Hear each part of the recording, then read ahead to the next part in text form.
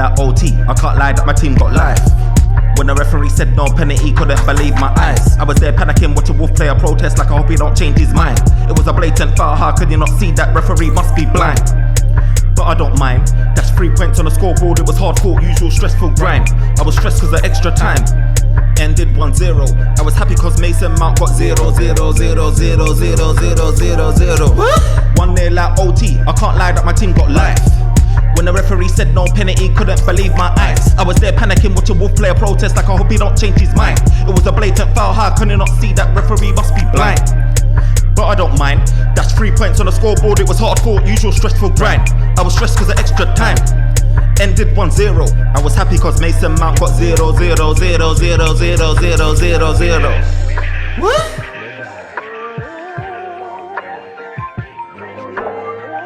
Yo, this is the OT99 Banter Room. We're back again. This is the new Premier League season. Manchester United got off to a winning start. A poor game, but we got off to a winning start. I'm just happy that the Premier League is back. I'm happy that Manchester United is back, and I'm happy that we finally get to see some football over this long break. So I'm happy, man. Ed Weezy, welcome, man. How you feeling? What's up, man? I had to take a little break.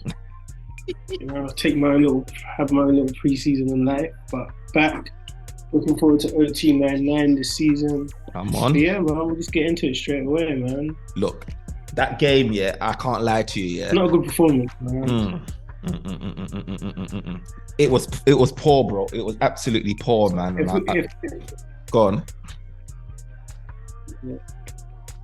If that's any indication of what a season is, let's just wait till 24-25 season, because that was terrible. Because there was no, I know there's going to be excuses first game of the season, but there was no urgency. At the back, we looked very weak. We were getting hit on the counter. If we played the better team, we would have been 2-3 down. We just never seemed to be going. Obviously, we got the goal, which helped us, but apart from that, there wasn't anything that I watched and say there's a difference between this season and last season. But it's early days. But if we can you're only as good as your last game. And that last game, even though we won, wasn't a good game. Yeah. Do you know what? I ain't gonna lie. That game, I think everyone played like they were just not on it, not in sync. I remember watching Onana with the ball right in goal, looking for options. He's sort of saying, "You come forward," you know what I mean? You create angles, create space so I can pass into you, man. You understand? And it's these men were just static. So therefore, Onana's thinking, what do I do here? And he's not the keeper that necessarily needs to be going long, but with the lack of movement in the defense and the midfield, what else can he do? Do you understand? I felt like we were poor, man, in terms of the movement, in terms of just being on it, man. It feels like we never even had a pre-season. It really didn't. It felt like we didn't have a pre-season. We were giving away the ball. I think a stat came out to show that Manchester United is gave away the ball in the first. I think we're the highest team. I think we're the team to give away the ball the most amount of times in match day 1. And you can see it, we're giving away. It was sloppy, even from Wolves as well. It was sloppy because a lot of the opportunities that Manchester United got was from sloppiness from Wolves, and vice versa. With Wolves here, I just feel like if they had better quality in the final third, bro, then it could have potentially been a whole nother score. And I was completely dying, and I was praying, that game ended, man. I was praying that it ended, bro. I saw that extra time, and my tears, bro, almost rolled down my face, bro. 7 minutes. What?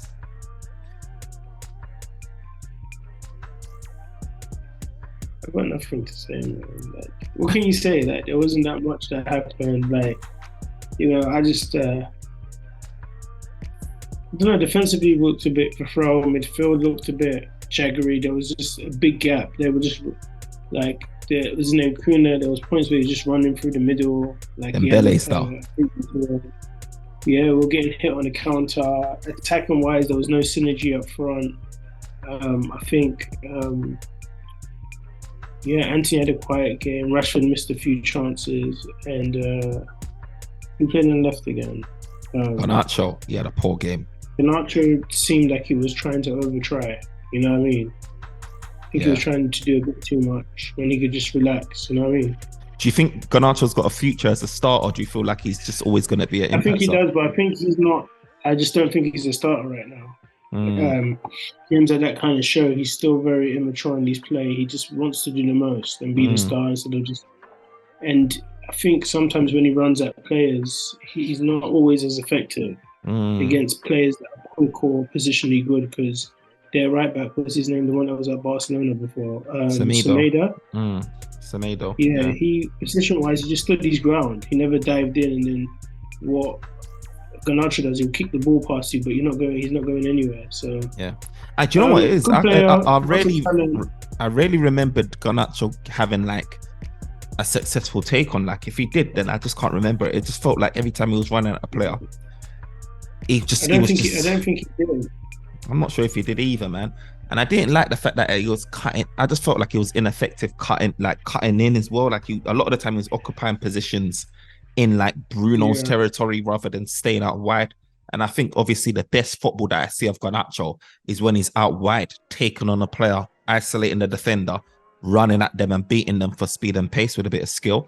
I'm putting in the ball, but he was doing all sorts where he was coming in. I wasn't really feeling that. I feel like it hampered him a little bit. But what's your thoughts again on Rashford, bro? yeah. I Because think Rashford was, again, he was another game where if you don't score, you start to query like what he does for the team. What was your thoughts, man?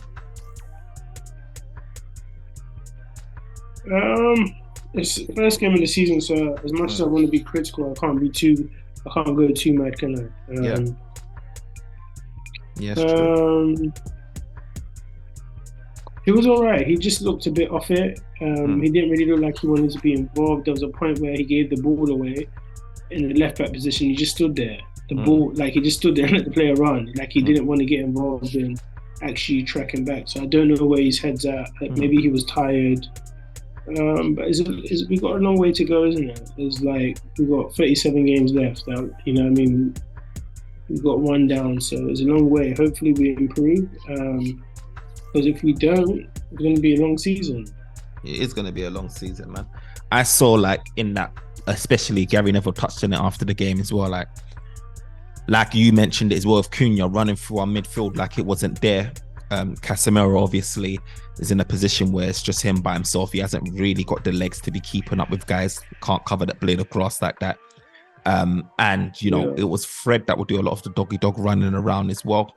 Less so Ericsson, maybe in the beginning of the season, but it needed someone like next to him because he obviously couldn't manage like the onslaught that he got from the midfield of Wolves. And it Yeah. left us exposed, you know what I mean? It really did leave us exposed. And I'm just thinking like, we obviously signed Mason Mount to partner Bruno to be able to get up and down the pitch, but it still didn't feel like we had that level of cover. But look, I've said this to you, but what I'll say behind the scenes, I'll say it out in the public. I don't think Mount was a good signing for us. I don't know what he brings to the team. I don't know what the thinking was. I don't know why we wasted that time chasing him and paying 50 whatever million for him. But maybe he'll prove me wrong, yeah. But he will, bruv. He will prove you wrong. I feel like so what did he do yesterday? What did he do yesterday? 0 0 0 0 0 0 0 0 0. Bruv, do you see the stat where everything? Look, to me, yeah, I feel like Mason Mount will come good. Like he's not a name that excites a lot of the fan base. He's not a guy that's, you know, he's not one of them guys. But I do feel But like, in all honesty, does he excite you though? yeah. Do you know the pause? But do you know the reason why? Yes, because I feel like the manager that we have in Eric Ten Hag, he's a meticulous manager, and he chooses specifically his players. Not to say that this guy's going to work out. I just feel like a lot of thought went behind choosing Mason Mount as his number one person he wants to bring in the midfield. And I can see the fact that he's got the energy like Fred has got, being able to get up the engine. He's reliable in terms of fitness.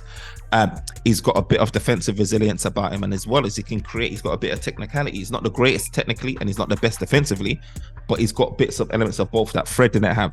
Fred was, on a rare occasion, really good going forward, but Paul gave away the ball. And then Ericsson, again, physically non-existent. So like you've got in Mount, and Mount can do a bit of both. Whether he comes good is another story, but I just have to back Eric Ten Hag because I know that like with his signings that he's brought in last season, look, can we all sit here and complain about his like? Can you sit there and complain about Casemiro? Probably not. Can you complain about who else did he bring in? But the thing is, I'm Eriksen. talking about like I don't know what. Okay, Mount has to show me because I don't know how he improves our team. Do you know what? Yeah, Mount. Yeah, 2 years in a row was Chelsea's player of the season. He's got something there. You understand? He's got something there. He's a definite upgrade on Scott McTominay. How good were Chelsea as a team? How good were Chelsea as a? He won the Champions League. Chelsea as a team overall, though. Like, he won them the Champions. He was a big part of the Champions League win, bro. You're forgetting, bro. Mason Mount was a big part of the Champions League win for Chelsea. Like involved, not no Calvin Phillips for Manchester City, bro. He was involved, bro. Like heavily, and he got nominated for Ballon d'Or that season as well. Obviously, not the final cut, but he made the wider cut. Mason Mount, bro. It was part of the wider list. Mason Mount, check it, bro. Google it. It was part of the wider list. Thanks for tuning into OT99. Guys, we hope it all well. Look, you're talking to a Champions League winner, a Ballon d'Or nominee, and Ballon d'Or in the same breath. Oh my days, this guy's moving mad.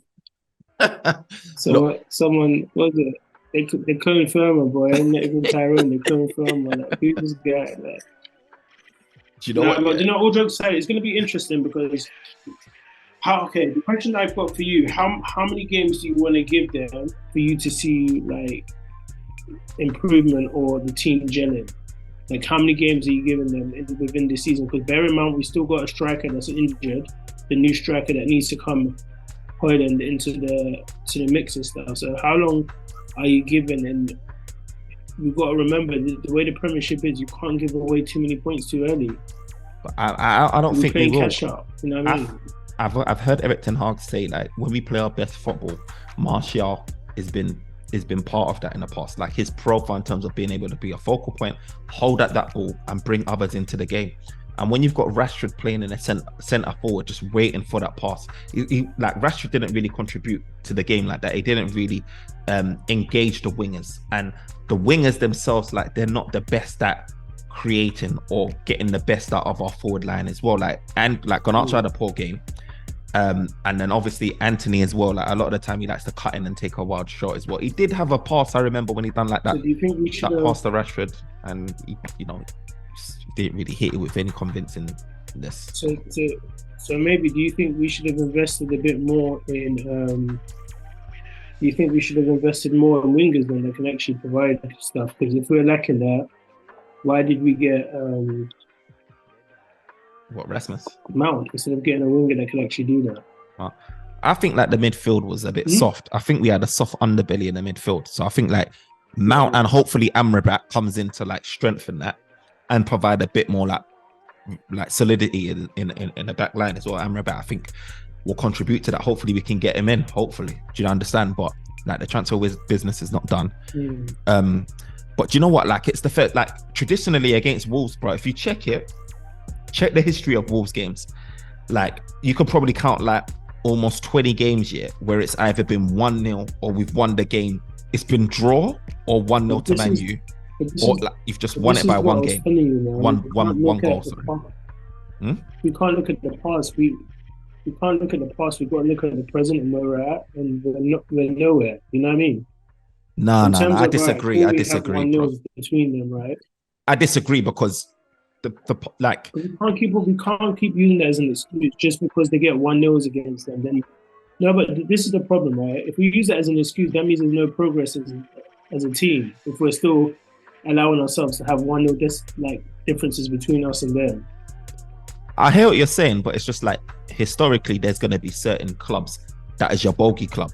Like they just know how you play and make your life very, very, very difficult. And every team has got that bogey club. And I feel like are they really our bogey club, or have we just given them?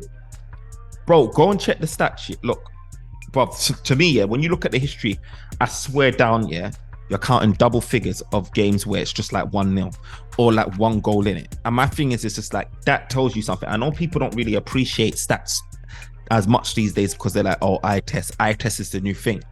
But you've got there's history. Like history has a big say in Real Madrid winning Champions League back to back. It has a big say in why Manchester City were lifting the trophy over Arsenal. Do you understand? It has a big say in why Manchester United, for example, finished above this all new, world-beating Newcastle last season. Because when you've got the experience and the know-how and all of that stuff, it helped. Like history has a lot of say. And when I'm telling you that Wolves here, we've gone through a lot of player changes, we've gone through a lot of manager changes, and Wolves games just historically are issues. Now, I'm not saying that it's an excuse that we should be like, okay, like it is all good here and like it's all good, like we should accept it. But I never go into that game thinking it's gonna be like an easy game. Like, and if I'm a betting man, yeah, if there's any scoreline I'm betting on, it will be a 1-0. Knowing that, like, I'm never gonna go in there and say, oh, Man United's gonna win 4-0. Unless we got flipping Mbappe or something, or Haaland or something. I don't know, man. I just history has a lot to say. But look, Man United's team is not the finalized team. You understand? We still got guys like Martial, crippled Martial, 0.5 of a player. We still got Sancho that's been getting trained in the false 9 position. We still got Rasmus Højlund to come in, you understand? And his player profile, he likes to drop deep as well. He's got speed and physicality. He can bring players in. Like, we still got a lot to this team that where it can be improved. So for me, I'm not too worried. Like, we got Tottenham next. It should be a totally different game. You understand? I'm not too worried about this game per se, and I'm not getting too downhearted about it. You understand? We collected the 3 points and we move. You know what I mean? But go on. We'll see, isn't it? I think so. But do you know what? Like, in that game though, who would you point out to say, do you know what? Like, who's that guy that you would say, like, is there anyone that stood out that worries you in that game? Is there anyone that you say put in a shift? Or is there anyone like Wan-Bissaka put in a shift? He done well. Decent assist as well, isn't it? Yeah, decent assist. I'm trying to think who else done well. Rolls Royce. I think that's it, really. How about the Rolls Royce?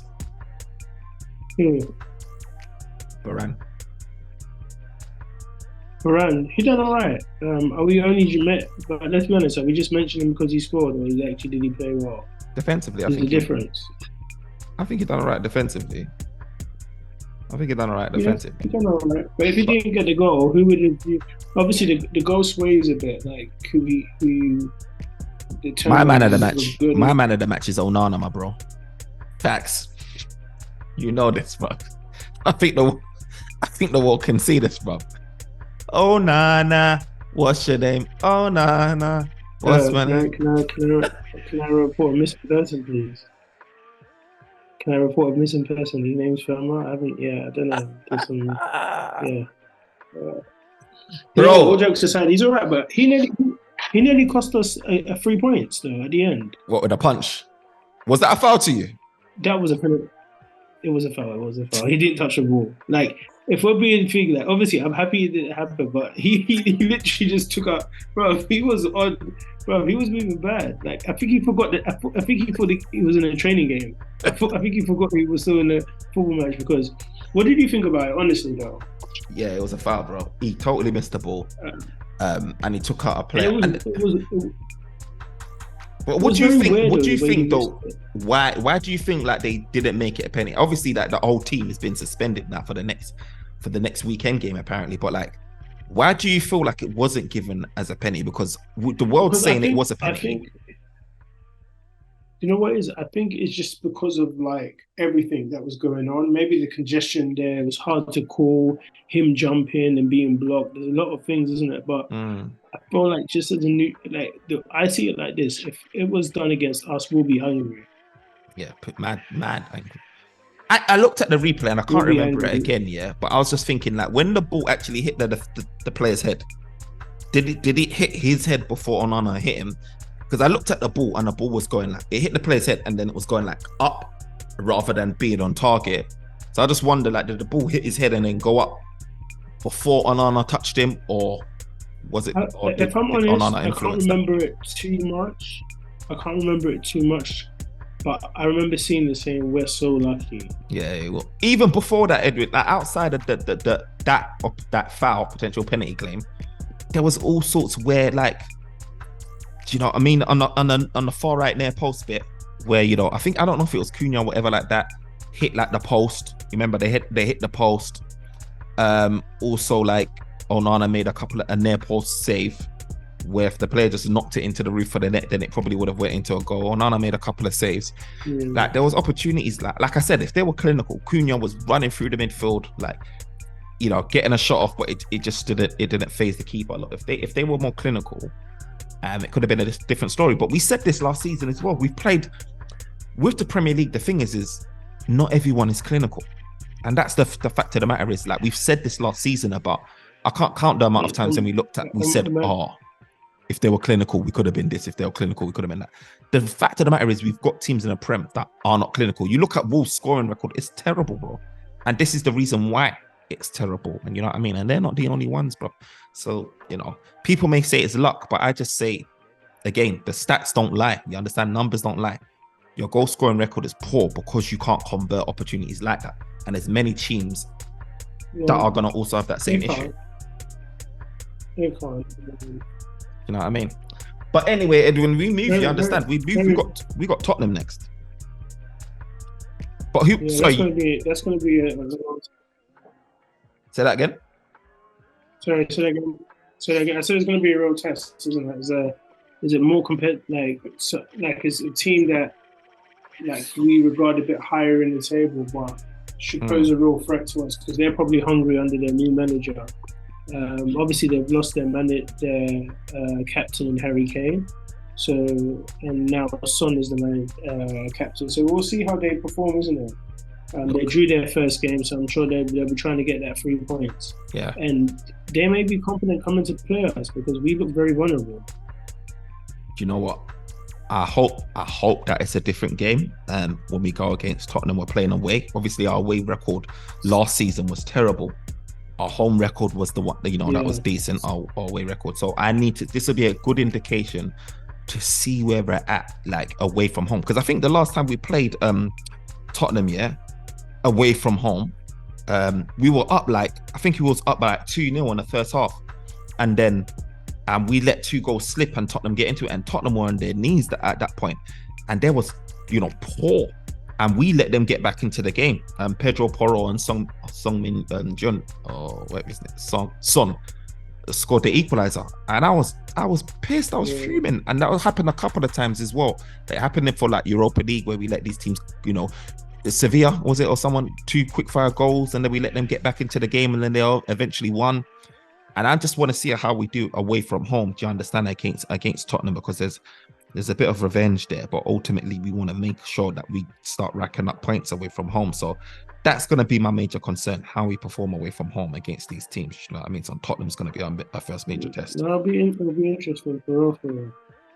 Just looking at our history, I mean, we tend to do well against Tottenham. You understand? I don't expect, in recent years anyway, I don't expect us to be getting a loss. If anything, the worst case scenario will be a draw. But I'm if we looked at Tottenham last season and we are telling us that there's no Kane, I'll be very optimistic about what we can do in that game. Do you understand? There's no Kane. They ain't had an opportunity to replace him. Do you understand? So for me, bro, we need to make it happen. And they're going to be more attacking. So we need to make it happen. You understand? Maybe Garnacho can exploit the spaces behind the defense. Especially, and they've got a bit more clinical people that will actually that could actually score. What, Richarlison that got 1 goal or whatever it is. even Sondo as well. These guys, you got to remember, these are the type of games where these teams will turn up. These players will all of it. Have you realized how many players will be struggling? We play Man U, and then all of a sudden they find their form again. It's true. At the end of the day, they still got guys like Son, Maddison, who's newly joined, that will have a point to prove. Richarlison is obviously going to want to have a point to prove after a poor season last season, and they've got Kulusevski, who had a decent a decent spell for Tottenham as well, which earned him his contract there. So look, they've got guys, and obviously, you know, they've got guys like Bissouma, who's back now after a long stint off injured and all of that stuff. So look, they've got guys. I think it should be a good game, but look, I feel like we've got enough in the locker, man. I feel like we've got enough in the locker, and with what's on our bench as well. You know, being able to bring on maybe Martial to help us get, you know, or Sancho if he doesn't start. Do you know what I mean? To get back in the game, Eriksen as well. I feel like we got a little bit more there. Do you understand? And I'm expecting a dub, man. Look, it is what it is. It is what it is, my bro. But Manchester United is back. 3 points. You get me? And I hope Mount proves everyone wrong. I hope he does, bro. Because I'm backing him. But anyway, Ed, Weezy, thank you for joining me. We had a nice conversation about Manchester United. Always a pleasure. And guys, let me know your opinions of, man, what you feel like the scoreline's going to be against Tottenham on the weekend, man. Let me know what your thoughts are on all of our players' performances. Remember, where you can find me, Insta, Twitter, TikTok, OT99 Banter Room. Just put that in, you'll see me there, man. Like, comment, subscribe, smash that like button. You get me? And let me know your thoughts. But until next time, peace. Peace out, man.